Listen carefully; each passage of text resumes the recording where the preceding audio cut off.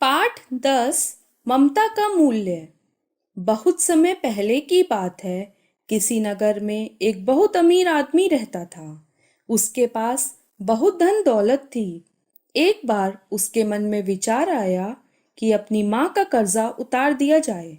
उसने सारा अनाज, सोना तथा नकद रुपए इकट्ठे किए और अपनी माँ के पास ले जाकर बोला, माँ, तुमने जितना रुपया मेरे पालन पोषण व शिक्षा पर खर्च किया, उससे अधिक धन मुझसे ले लो।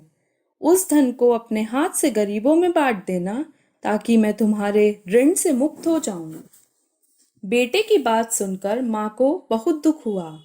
उसने सोचा कि मेरा बेटा पैसों के घमंड में आकर ममता की कीमत धन से लगा रहा है। वह बोली, बेटे, आज ही क्या जल्दी है? धन तो मैं कल भी ले लूंगी।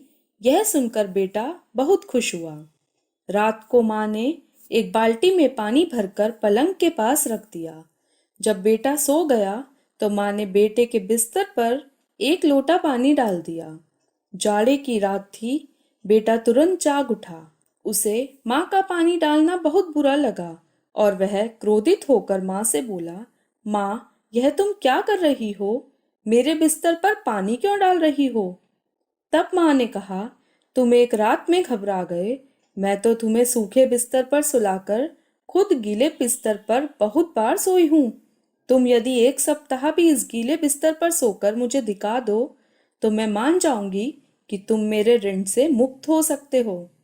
अपनी माँ की यह बात सुनकर बेटे को अपनी गलती का एहसास हो गया और उसने अपनी भूल के लिए अपनी माँ से क्षमा मांगी। माँ ने मुस्कुराकर अपने बेटे को क्षमा कर दिया।